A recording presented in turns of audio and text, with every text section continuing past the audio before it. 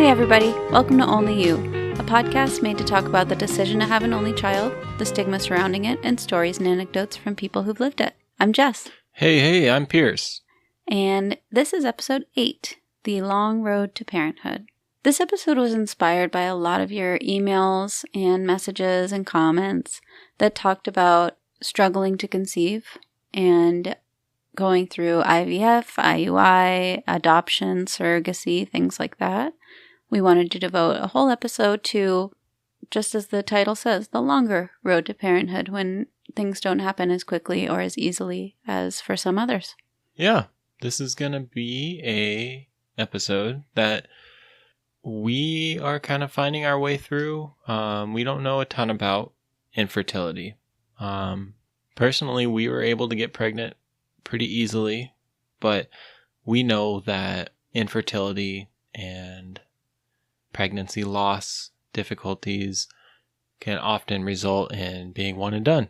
So here we are. This is episode 8. Yeah, and we thought it was important. You all thought it was important, and we wanted to kind of provide a resource to talk about it. And I think it's going to be interesting for a lot of people who didn't go through infertility struggles, because even just in the making of this episode, Pierce and I learned a ton that we didn't know already. And it was kind of interesting to see what it's like from other people's perspectives and the journey that it can take to become pregnant, or of course adopt or, have a surrogate. There's just so many different paths to becoming a parent. And this one is particularly long and requires a ton of commitment. So yeah, today is November something, 2020. It's Friday. It's Black Friday here in the US of A. And how you doing? Jess, you worked today, Black Friday. I did. I work in retail. So I worked all day. And it was fine, actually. There was no crazy crowds. Nobody was running each other over to get to anything. It was pretty mild. Everybody had masks on and was using sanitizer. And it went fine. I'm just tired. It's one of those days where in retail, as many of you are probably aware, you're just on all day. Like as soon as I clocked in, I was never able to really relax. Kind of like being a parent. And to be fair, I have a super cushy job most of the time, well, so I'm not used to that. Jess is being modest. She works the door at her business, so she's kind of on the front lines. But yeah, I drove Jess to work, so kudos to me. That's half the battle right there. I also picked her up. Yeah. And no, I spent the day with Penny, and she was perfect, as always. Oh, we're forgetting the biggest news of this week. Oh my gosh. Penny got her one and only Christmas present, which if you follow us on Instagram, I'm sure you saw me posting about. We got her the Nugget. It's a couch that folds out and creates like a fort and all these different configurations, and babies and kids love to jump off of it and climb on it and all this crazy stuff. And we got it in the mail and took it out of the box, and she immediately just started going crazy over it. She was running around on it and jubilant. she was like hugging it. Thrilled. I've never seen her more excited about anything. No, we've given her toys before, and she's just sort of like, oh yes, another wooden toy. I'm aware of these. The only equivalent I can think of is when people say when a dog gets really excited, he gets the zoomies. Yeah. Penny had the zoomies big time. She was zooming all over this little couch. I thought you were going to say the big piece of news is Penny got her one and only shiner. Oh, she very shortly after.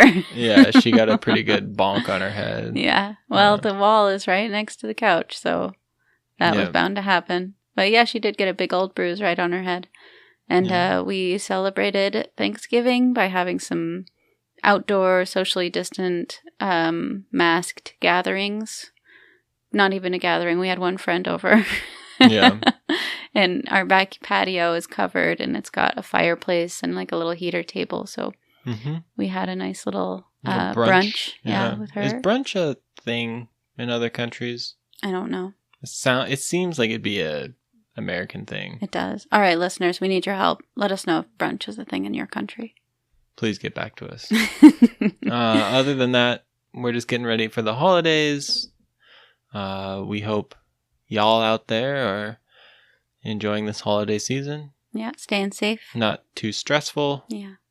Yeah, so we have a really exciting next few weeks with the holidays coming up and all that fun, festive stuff. Our next episode is going to be about feminism and how being one and done is kind of a progressive feminist idea because of the expectations for women in the past. So if you have thoughts on that, we're really interested to hear them. It's a topic I'm particularly passionate about. Yeah, Jess is stoked on this. Yeah. She brought it up to me. She's like, so I have the next episode. I actually proposed it to be a 3-part series, but we'll see how much information we can gather. Because I do think it's just a cool concept that for a long time women were expected to have a certain amount of children and, be homemakers and do things a certain way, which more power to anyone who chooses that route. But for a long time, it didn't really feel like a choice. And now in our modern society, we can put career first. We can go to school. We can do all these different things that keep us from kind of having a lot of children right out the gate. And it's kind of like a feminist thing to be able to do that and be able to make that choice. I agree. So if you have thoughts on that, you can email us at onlyyoupod@gmail.com. You can also reach out on Facebook, Only You, a One and Done podcast, or Instagram at Only You Podcast. We'd love to hear your thoughts and have you featured on the show. We also have, of course, this will be released on the 30th of November, and then the following Monday, we will have a mini episode. Yes. So watch out. TBD. So actually along those same lines of putting your career first, going to school, kind of holding off on having children right away, that does actually segue into this episode about infertility. Because a lot of people find that partially because they've waited a little bit longer to try to become pregnant, they have a little bit more of a struggle to get there. As many of us know, a woman's peak reproductive years are between their late teens and late 20s. And according to the American College of Obstetricians and Gynecologists, by age 30, fertility starts to decline. This decline becomes more rapid once you reach your mid-30s. And by 45, fertility has declined so much that getting pregnant naturally is unlikely for most women. Naturally. Correct. Yeah. So if you're someone who spent, let's just say you went for a master's, you spent 8 years in college after high school, you graduate and you're 26. So you're already more than halfway through your 20s. And then you want to get started in your career. I mean, that's just college. Right. And then you want to actually get started in whatever it was you studied. So you spend 5 years doing that, you're 31.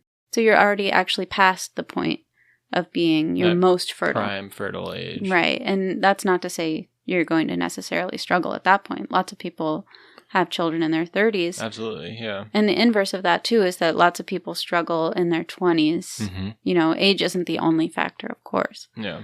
But the way our society is kind of set up is that it takes quite a while to get yourself kind of acclimated to the real world after high school, after college.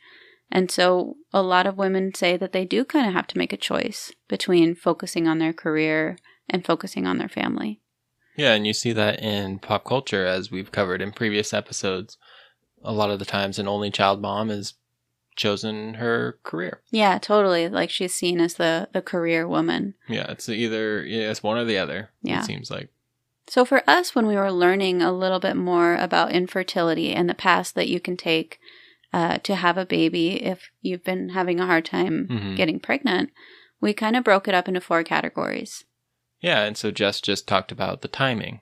Right. The timing is super important. How old you are. You have a very short window. It feels like it, yeah. And then, so there's timing. The next one, of course, is money. More money, more problems. Is that relevant? I guess. That just came to my head, so. It costs a lot of money to go through IVF, IUI, surrogacy, adoption. None of those are cheap. No. We actually tried to look it up just for like a general sense, again, to sort of understand our listeners better because we are new to this. Right. Yeah, we're not experts by any means. No, full disclosure. I'm really good at a lot of things, but I don't know much about this episode of our podcast. A little bit of self-promotion there. Just so everyone knows, I am pretty good at a lot of things. I know some stuff about some things, but I don't know much about the thing I'm doing a podcast on, which maybe... We're learning. Yeah. So, yeah, it can cost a whole lot to start infertility treatments. And that can be really prohibitive for a lot of people, especially if you want to do it more than once. Another thing that we thought about was the emotional weight that you have to carry, you know, getting your hopes up, being let down, possibly even getting that positive test and not being able to keep the baby to term, the emotional labor. Pierce actually brought up the marital connotations, how, you know, going through something like that with your spouse, it can bring you closer together. It can also tear you apart. Yeah, it can really drive a wedge there. Absolutely. We'll talk more about that. Yeah. And then lastly, just the medical aspect, having to go through all those procedures. Yeah, the constant appointments. Mm-hmm. That can't be fun. No, that sounds really hard. And for a lot of us, like, I don't like going to the doctor. I don't like getting blood draws. Even the most simple things I don't like. But then I really don't like going to the gynecologist, you know? Yeah, I can't even... if I just went to one of those appointments, I'd be like, nah. I hope you wouldn't want to go to a gynecologist. No, they would not be able to help you. if I was a mother and Sure. or if I was a woman and I was trying to get pregnant, just one of those appointments, afterwards I'd be like, nah, maybe I don't want it. They're hard. Yeah, I'm okay. Or for men, you know, there is that stigma around talking about your sperm or talking about, I've heard men, you know, tease other men for not being able to be fertile. Yeah, I know for, I'm sure a lot of guys, just the whole, you know, because infertility can occur in males, obviously, and going and doing the whole semen analysis, you know, that can't be super comfortable, I can imagine. So yeah, and then having to talk about it. Remember the episode where we talked about Hank Hill? Yeah. Having to like wear shorts and his friends making fun of him wearing shorts. Yeah, yeah. I think maybe in that episode too, but I was listening to a podcast today where actually the Matt and Dory. Oh, that's a great podcast. Quick plug, because we just did an ad swap with them actually, but Matt and Dory's Excellent Adventure is a great podcast if you want to hear more about IVF. They basically talk about their whole IVF journey. It's a great podcast, and they're just really funny and cool to listen to. Yeah, the very first episode, Matt was talking about the results from his semen analysis, and the doctor was like, so your sperm count is 1 million? And he was like, yeah. It sounds like a lot. Good job, me. And then the doctor was like, the average male is like 100 million. Oh my God. So you're a ways off. But yeah, anyways, all of that, the medical, the emotional, money, time, that all equals, you know, the commitment. It's a huge commitment. The commitment you have to make, you know, for this infertility journey. And all of that kind of can lead you to the decision to be one and done. Well, yeah, like all that before you even have to worry about being a parent in general. Yeah. That's what throws me off. Like, I was so wrapped up in reading baby books and childproofing the house and getting everything ready for this baby. Mm-hmm. And people who struggle with infertility, they have to do so much work, so much emotional and physical labor just to get to the point where they can start preparing for a baby. You know, you basically have to become like an expert in your own reproductive health. Yeah. It's really incredible what people go through. And like Pierce said, I completely understand why you'd only want to do that once. And as you all know, we're here to say that's totally fine. Just do it once.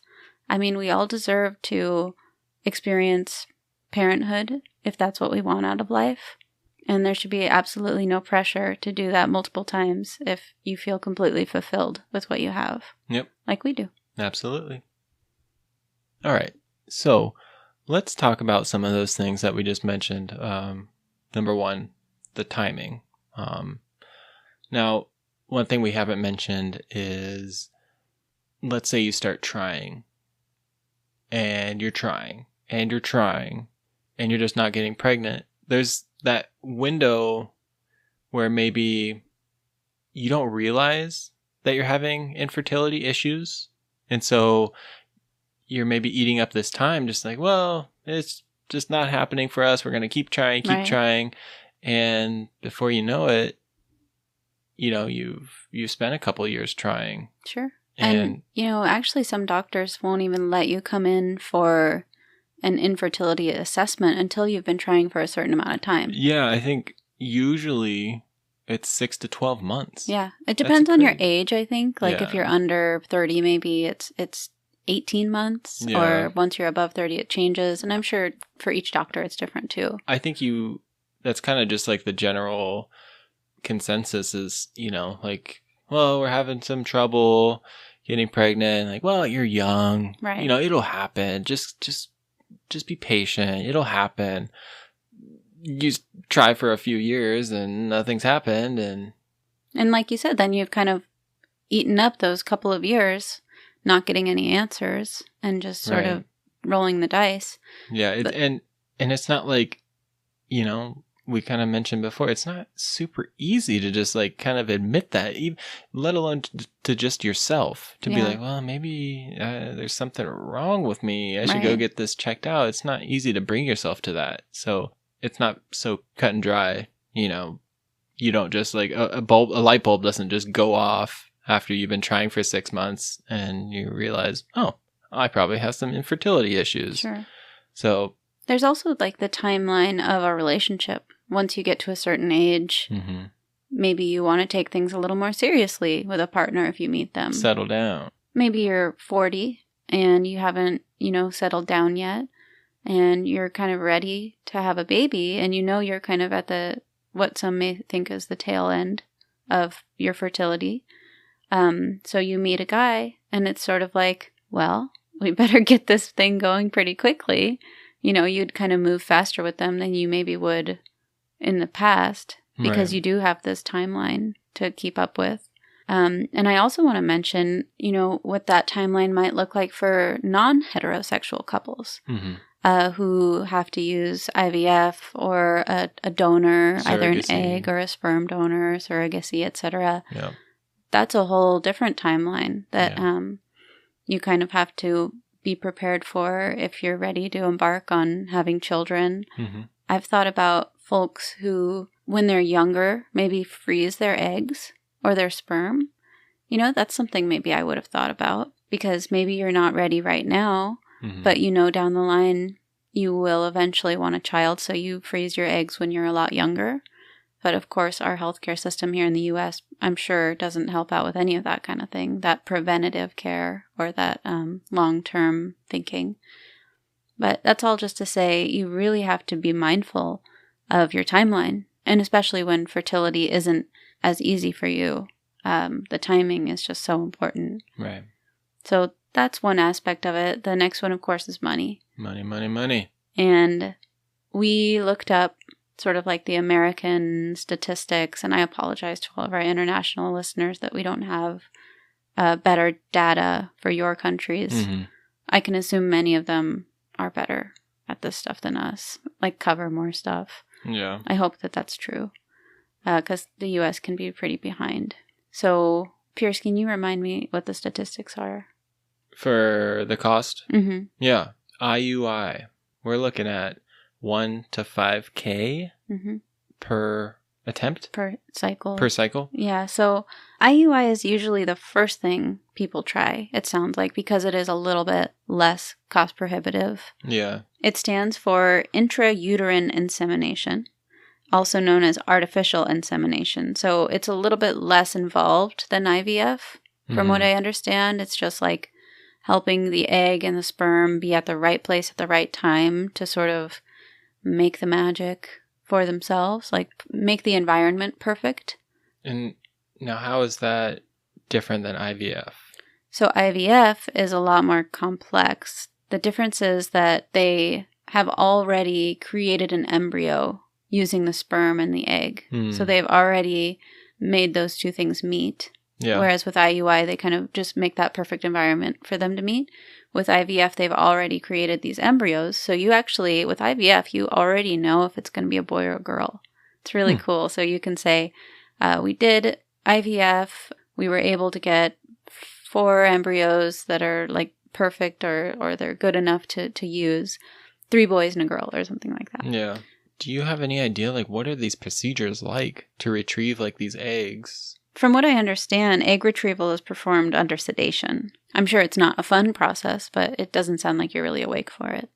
So how much does that cost compared to IUI? $1,000 to $5,000 for IUI. IVF per cycle, about $12,000 wow. US. And that doesn't include medication that can land you up to $20,000 wow. per cycle. And from what we've read from our listeners, that those cycles, they don't always necessarily work the first time. Oh, there's no guarantee. So you're thinking about taking out a loan, probably to cover a couple of cycles just to be on the safe side. Mm-hmm.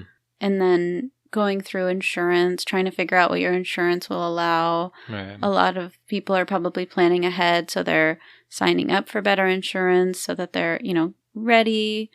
And again, like I said before, that is just like a lot of emotional labor.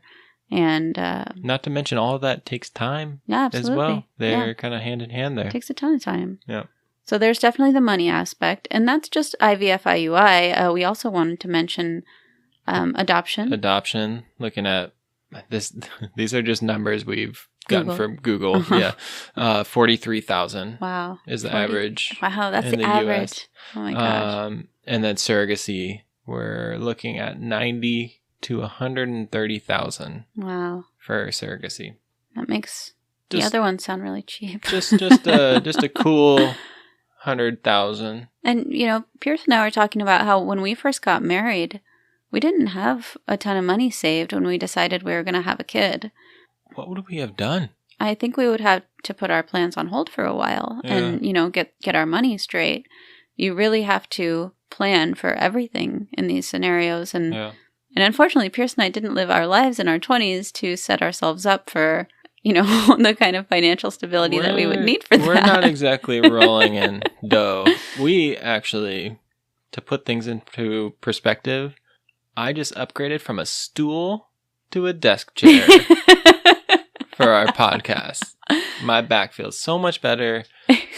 So that kind of, we're not exactly in a position to shell out 100,000. No, but we knew we wanted a baby, and I'm sure that if it hadn't happened in the usual way, we would have found a way to make it work. I mean, it would have just put our plans on hold, but like I'm sure so many of you can relate to, that wouldn't have stopped us. It would have just slowed us down a little bit. So we've got time and money. Next up, we'll talk about the emotional aspect. Yeah. I mean, putting yourself through infertility treatments or trying to find an adoptive child or trying to find a surrogate, those are all really emotionally draining and exhausting avenues to put yourself down. And the highs and lows, getting your hopes up, being let down. Yeah. All that stuff. It's just, it can be really heartbreaking. I can't even imagine like the strain that puts on your mental health, your relationships. Yeah. The guilt. I remember feeling horrible guilt about having preeclampsia, which, as we all know, I didn't do anything to give myself preeclampsia. You can't avoid it. And similarly with infertility struggles, you can't really do anything about the fact that you have a low sperm count. Or you have, you're down to your last couple eggs. Yeah, or an inhospitable uterus, or in some situations, just an unknown reason. Yeah. You can't really do anything about that, but the guilt, it can take over. Mm-hmm. And I know from experience that guilt is a liar, because many of us want nothing more than to provide the exact right environment to have these children, and it just doesn't work like we thought it was going to. So, we really want to stress the fact that going through IVF or the adoption process or the surrogacy process can be so mentally exhausting. Yeah. That it makes sense for a lot of people that you'd only want to do it once. That putting yourself through that is such an ultimate sacrifice for your children that you really don't need to repeat it if you don't want to.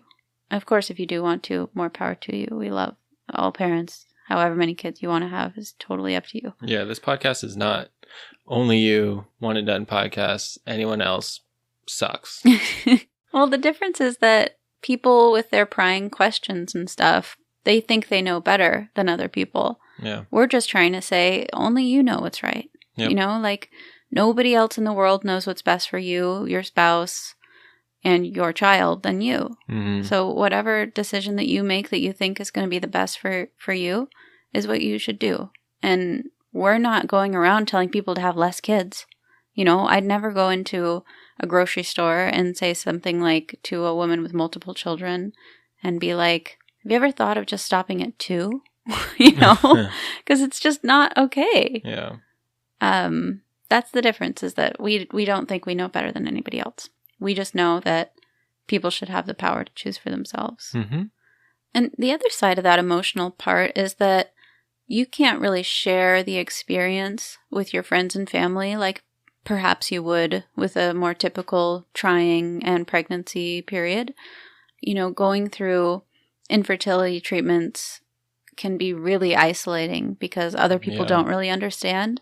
There's nothing wrong with talking about it with your family, but it's not easy. It's not. And we've heard from people too that are like, I want to talk about this journey that I'm going on, but I always come off sounding like a nurse. Where I'm like, oh, well, my count is this right now, and we're on cycle 2, and I'm on these medications that do this to my uterus, because you're so full of knowledge. Yeah. And this is like your whole life at the moment. And other people just, they don't even know a little bit about it because it's not really like common knowledge. So I've read that some people listen to Matt and Dory or similar IVF focused podcasts just to understand their friends and family a little bit better who are going through it. Yeah. If you are going through it, you know, I would definitely suggest finding someone to talk about it with, whether it's a therapist or just someone you can trust.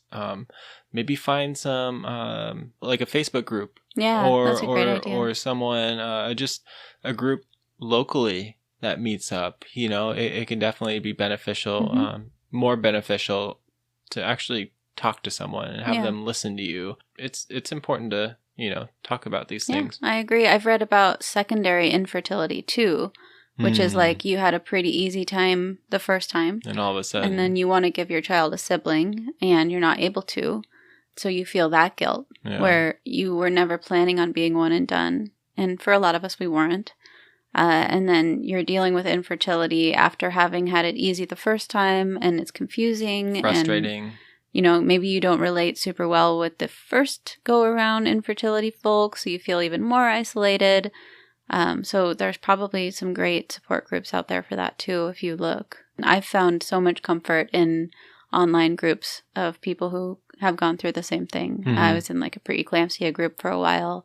I'm in a couple of mom groups for, you know, babies the same age as mine. I'm in all the motherhood without the woo groups, all those kinds of things that I identify with and that I like to talk to people about. I find a lot of comfort in those kinds of groups. So I would definitely recommend that. But that's all just to say the emotional aspects of dealing with infertility can be really difficult to get through. And just one more thing, we wanted to mention the stress that it can put on a marriage, your spouse. Right, exactly. That's not easy either. And again, maybe couple counseling, marriage counseling, that could be a good outlet. Yeah, I mean, it's that perfect storm of, like we said before, guilt and talking about things that are uncomfortable that you're not really used to talking about, like your sperm count or what kind of boxers you wear for your testicles to get the right amount of heat or money. You know, not having enough or spending a lot. I mean, these are all things that couples can have a really hard time grappling with. And it can definitely be a lot of pressure on a marriage. Yeah. And then lastly, just the sort of more physical and medical repercussions, where if you're someone who doesn't necessarily like being poked and prodded, like probably most of us, signing up for IVF and IUI can be a challenge for sure. Yeah, we talked about the commitment, making that commitment to all those doctor appointments, those uncomfortable visits with those specialists. There's also the aspect of putting your whole life out there. In our last episode, our interview with Carrie Lyons, she talked about when you're adopting, how the adoption agency wants to know like literally everything about you. If you're too old, they don't want you. You know, if you don't have a husband, they don't want you. All these different things. So that's kind of making yourself vulnerable too in another way. Or with the surrogacy, I'm sure it's the same way, where you just have to give 100% of yourself to the process. And that can be, I'm sure, really, really hard. Another point to make in the medical category, the pre-existing medical conditions. Right. Those can always play a part in how easy it is to get pregnant. Right. That plays a huge part. Not to mention pre-existing like mental health conditions. Yep. Don't forget about COVID. Yeah, I was reading, or maybe I heard it on a podcast, that at the beginning of COVID, they were putting off fertility treatments. So like if you weren't already in around, yours was going to be on ice for a while because they didn't want as many people in the clinic. So that pushed a lot of people's timelines up. Yeah. A lot of people aren't comfortable being in confined spaces with a bunch of other people. A lot of people don't really want to be getting medical procedures done right now. I mean, COVID touched every single aspect of our lives. And so this is not immune to that. Yeah. So yeah, those are kind of the 4 pillars of commitment that we wanted to sort of talk about when it comes to infertility and seeking help to become pregnant or, you know, adopt or find a surrogate. Before we get into the emails, I wanted to mention that because this subject is so big and so broad, this isn't the only time we're going to talk about it. We're probably going to do several infertility-focused episodes because so many of you want to talk about it. We want to talk about it too. Yeah. So if you have any additional stories or even information, or you want to correct us on anything, because like we both said, we don't know very much about this, please email in. Please do. Yes. Because we're going to save those emails and we'll use them at a later date. Like I said, this is not the only opportunity we're going to have to talk about this. Think of this as the first of several infertility-focused episodes. This podcast is 100% focused on talking about what you all care about and whatever we can do to make you feel heard and have you as a part of the conversation, we're going to do. So you can email in at onlyyouPod@gmail.com. You can also message us on Facebook, Only You, a One and Done Podcast.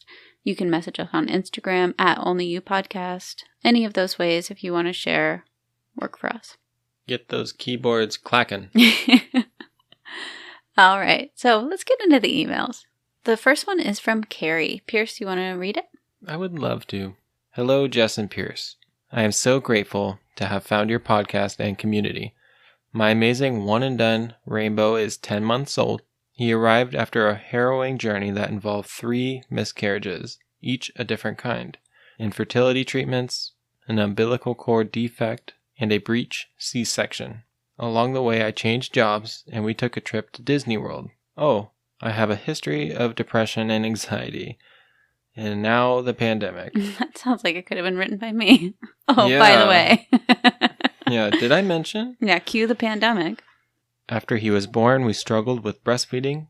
He had a severe tongue tie that was repaired, but I have low milk supply, so I became an exclusive pumper/combo feeder. I want to pause you right there. This is Jess talking.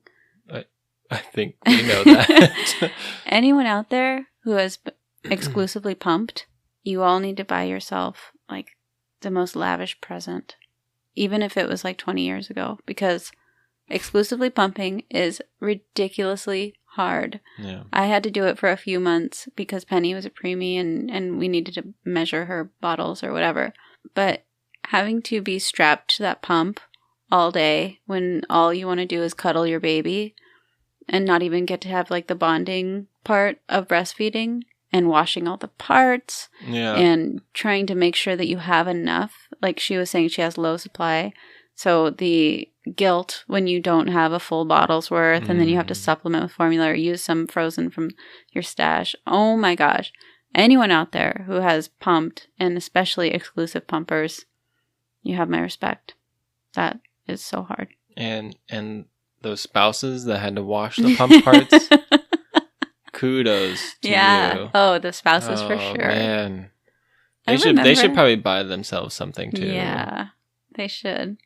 I remember when we were in the NICU, we had our own room in the children's hospital. It's a long story, but we were admitted after we left the hospital the first time. We had this weird big room with a bathroom, and they had a pump there, and I had to pump every 2 hours, but there was no like dishwashing area. There was no even drying rack. So I remember very vividly this weird bathroom that we would use that didn't even have a shower curtain. It was just this weird medical curtain, and then you would just get water all over the floor, like all over the toilet and the sink.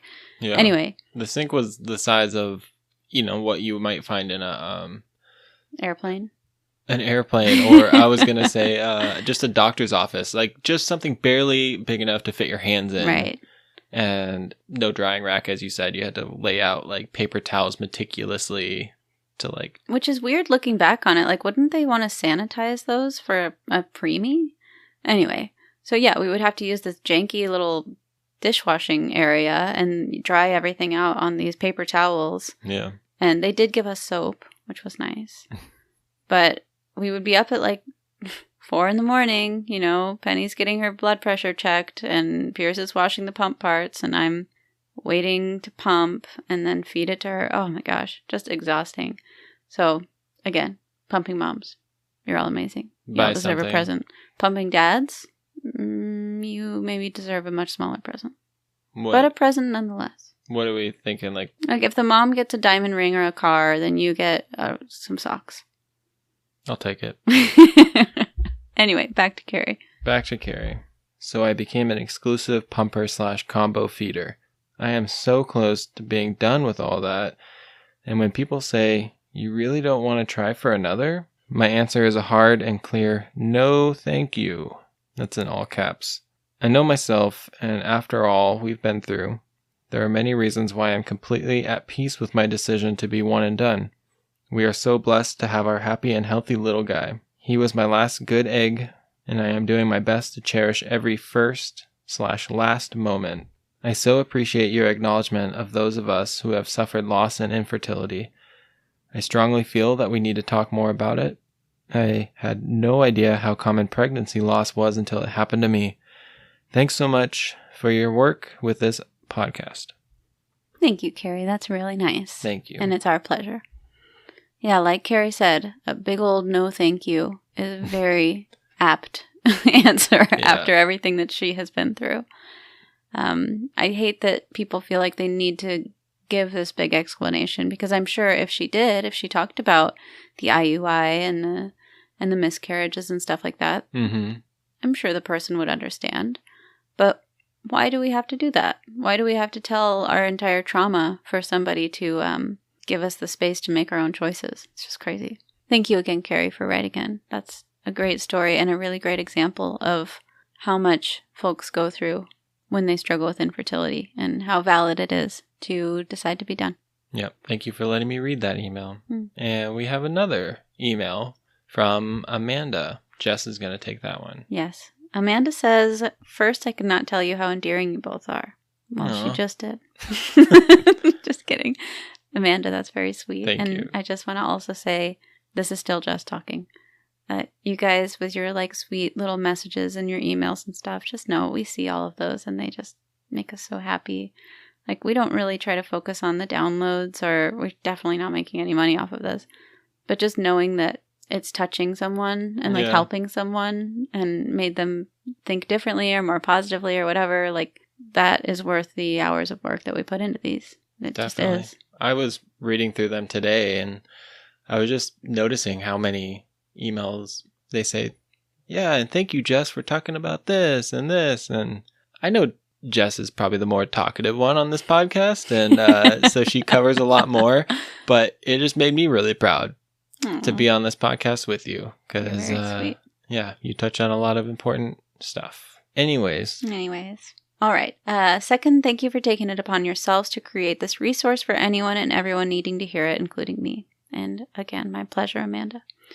My husband and my reasons for being one and done by choice stem from a plethora of complicated circumstances, but can best be summarized as 1, career aspirations, and 2, adoption.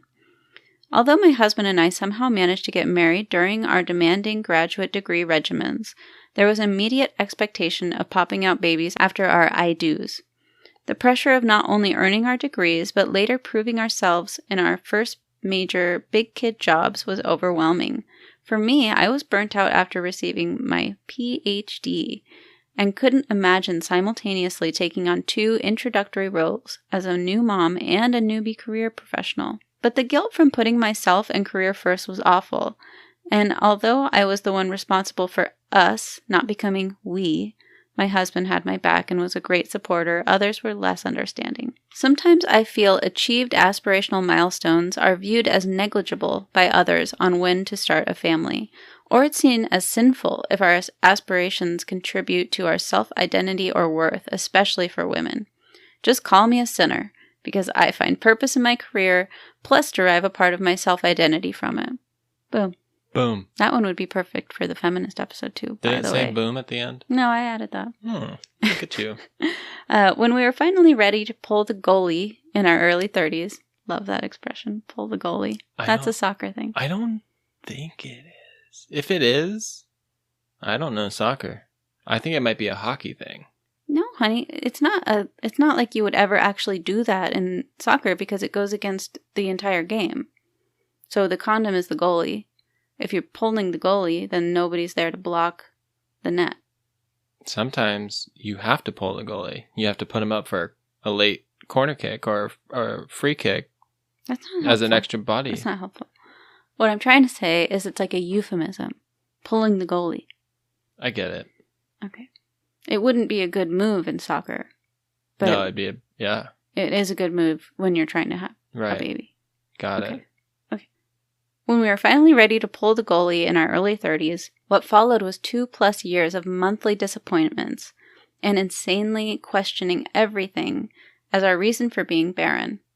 Long story short, we were infertile and pursued open adoption. We always envisioned raising 2 kiddos, 1 bio and 1 adoptive kid together.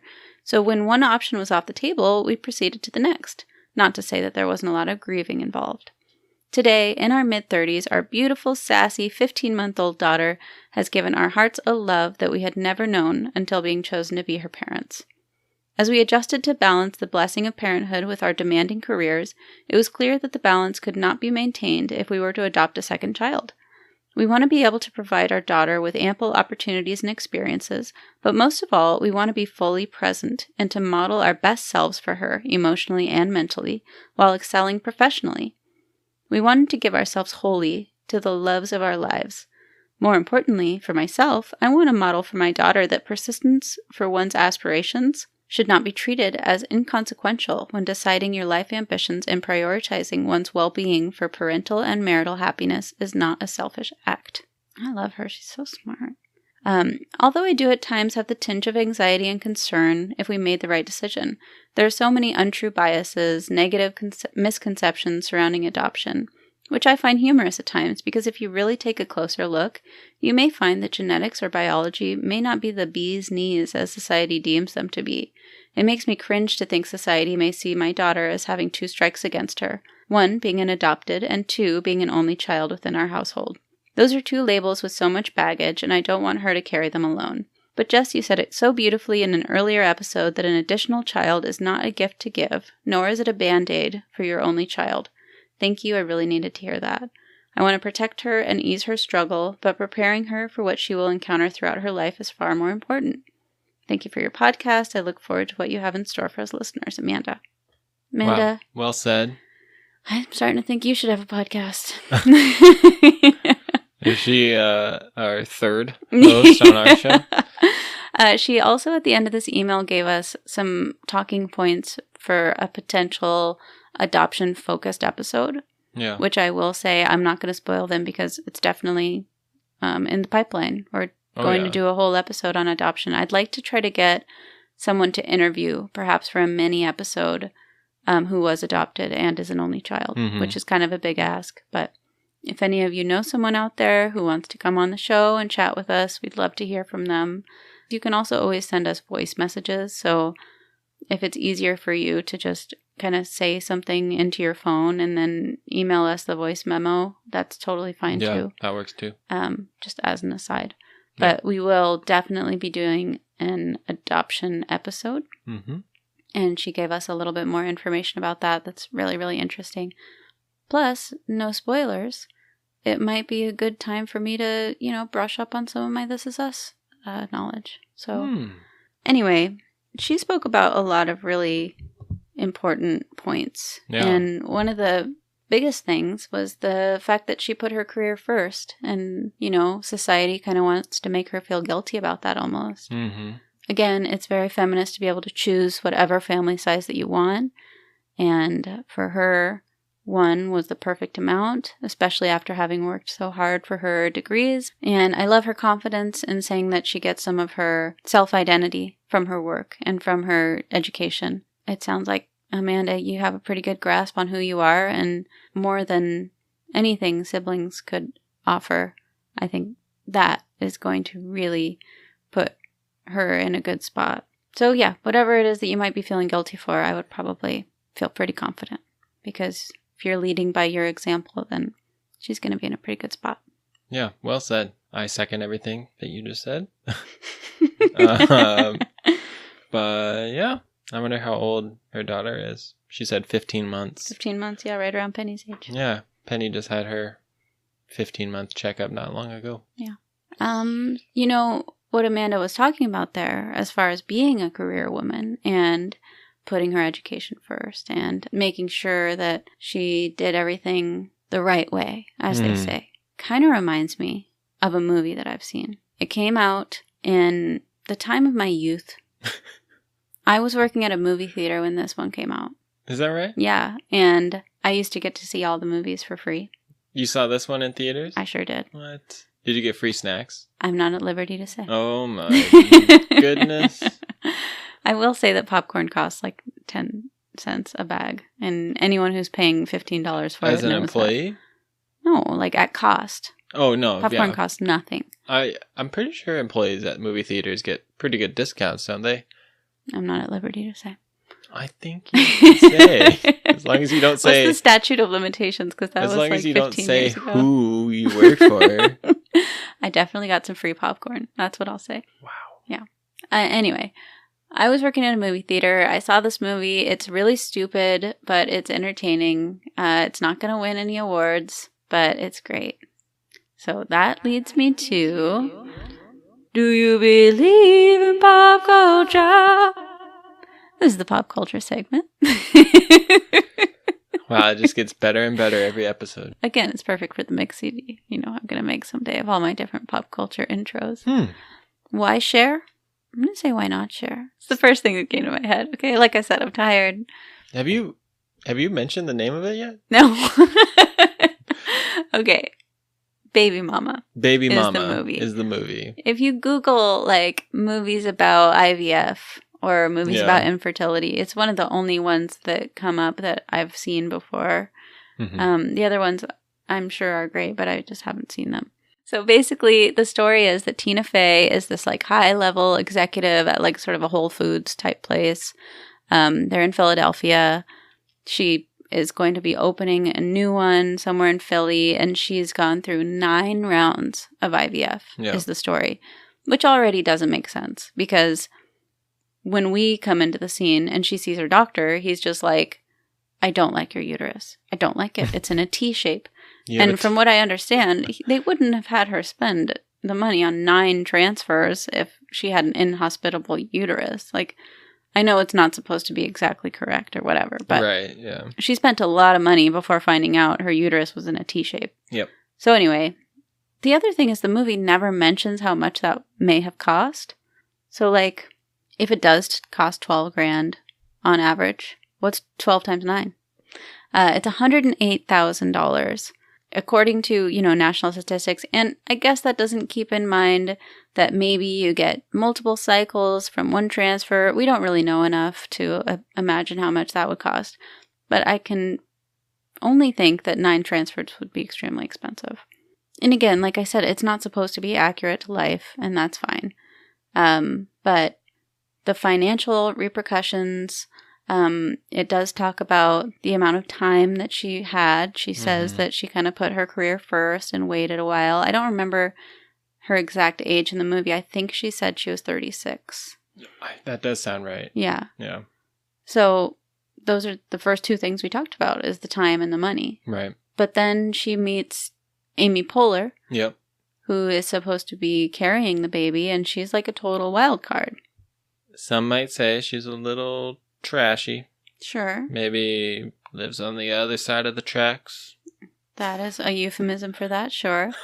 She doesn't seem to like eat very well, and she just doesn't really take care of her body that well. Just a total opposite of Tina Fey's character. Tina Fey has it. She's got everything under control. She's got her life together. Amy Poehler, not so much, right. But she's fertile. Yeah, that's the trade-off.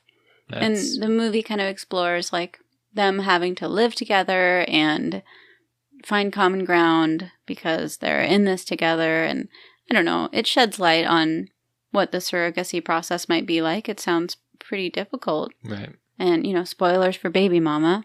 At the end, Amy Poehler doesn't want to give her the baby because it turns out that she did not get pregnant using the artificial insemination. She actually got pregnant using her husband's sperm. Well, they planned on scamming. Right. It's a whole thing. And yeah, I mean, the plot of the movie isn't exactly important. No.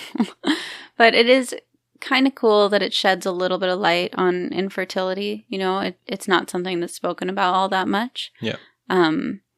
It definitely checks off all the common stereotypes, high power businesswoman.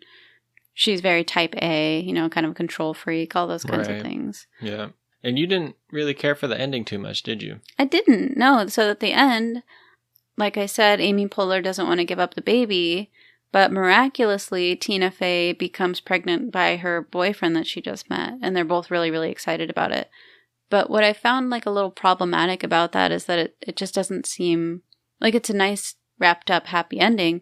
But it's also just not really true for a lot of folks. You know, I mean, they said Hollywood. Like it's a 1 in a million chance, and assuming that she spent all that money and all that time at these really, really nice doctors for them to make it so she magically can get pregnant all along, it just felt like a little bit of a cop out for the story to me. But anyway, it's entertaining. It was very entertaining. Yeah. I mean, all the things that Tina Fey had to struggle with, that kind of just, it doesn't go on to say, well, that was her only pregnancy or whatever, but it's a sweet movie. 1 out of 10. What do you give it? Like a 4. Ooh. 4 out of 10, maybe. You wouldn't recommend it? Well, I would recommend it to anybody that likes sort of like, I don't know, silly, slapsticky comedies with Tina Fey and Amy Poehler. You do we both like Amy Poehler. Mm-hmm. And Tina Fey. We've now done 2 pop culture episodes. That's right, because we did Parks and Rec. Amy Poehler. Yeah, you're right. So, I definitely like her very much. Probably won't be the last one. Yeah, true. No, I like all the actors in that movie. I mean, it's definitely really star-studded. But, I don't know. It's just kind of it's silly. It's goofy. Mm-hmm. And it's good for a laugh. And I would recommend it if you're not looking for something that's like going to change your life. What's your rating? 10. 10 out of 10? 10 out of 10. It's the perfect movie. It's Pierce's Citizen Kane. That's right. All right. So that's the pop culture segment. Pop culture. We're back. So to sum up this episode, we kind of had a 4-part explanation why the commitment to having a baby using alternative means can result in wanting to be one and done. Time. Money. Emotional. Medical/physical. Correct. We have such tremendous respect for the folks who have shared their lives with us. Mm-hmm. And especially folks who have shared their difficulties with us. Whether it's their birth stories or stories about infertility, mental health struggles, all that kind of stuff. Just being vulnerable with us and wanting to share your story for the good of other people. I mean, it's incredible. And we're so completely indebted to all of you. And so we really felt this sense of responsibility to represent the many of you out there who spoke about these issues. Like we said before, we're definitely going to cover infertility again. We're going to cover adoption and surrogacy more in depth. We hope we did a decent job with this topic. It will come up again. Yeah. It absolutely will. Please, reach out to us. We would love to come back to your emails at a different episode or, just chat. Yeah, totally. A little chit chat. Get clacking on those keyboards. Loves to say clack. The cool thing for me about doing this episode, like I said before, is just learning a little bit more about the process and how amazing modern technology is, how much they can do, how many resources are out there now. And I have read that even insurance is becoming more progressive. I think maybe it was Seattle where a certain amount of corporations or companies were offering infertility care. Mm-hmm. And like I said, I know we're behind in a lot of ways, but knowing that there's people out there advocating for you guys and working to make all of that a little bit easier, makes us really excited for the future. But also knowing that many of you carry around that hurt from having gone through that and that sort of sense of isolation and that people don't really understand you or they don't understand why you're one and done or they just don't get the gravity of the situation when you were in it. Yeah. Made us really want to reach out and kind of extend the olive branch to you and say, even though our situation was a little bit different, like we see you, we get it. Some of you maybe could do IVF again, just the same as I could try to get pregnant again despite preeclampsia. And if you've chosen not to, we just want you to know we're in the same club. Yeah, one and done. That's the club. Yeah. We don't care if it's by choice, not by choice, kind of somewhere in the middle. You're in our club now, so welcome. It's okay. You're welcome. Mm-hmm. So the next episode, we're going to cover having a smaller family size or being one and done and how that's kind of a feminist thing to be able to make that choice for yourself. We're really excited about that episode. I've been doing some research for it. Yeah. I think that's going to bring to light, a lot of things maybe some people haven't thought of, myself included. Yeah, and I think it's going to reiterate some of the points we made in this and previous episodes. Yeah. Just about how modern society plays a huge part in how many kids we can have. And there's definitely recurring themes in this podcast. So if you have thoughts on that or anything else, you can always email us at onlyyoupod@gmail.com. You can find us on Facebook at Only You, a One and Done Podcast, on Instagram at Only You Podcast. If you're listening to us on Apple Podcasts, if you can leave us a review, that would be amazing. We could really use it. Yep. And besides that, we just hope you all had a really wonderful holiday. We hope you're all staying really safe. I'm super excited for the holidays. Yes, we both are. Whatever you celebrate, we hope you're happy, you're healthy, you're safe. Get into that holiday spirit. Thanks again for listening, and hopefully we'll talk soon. Toodaloo.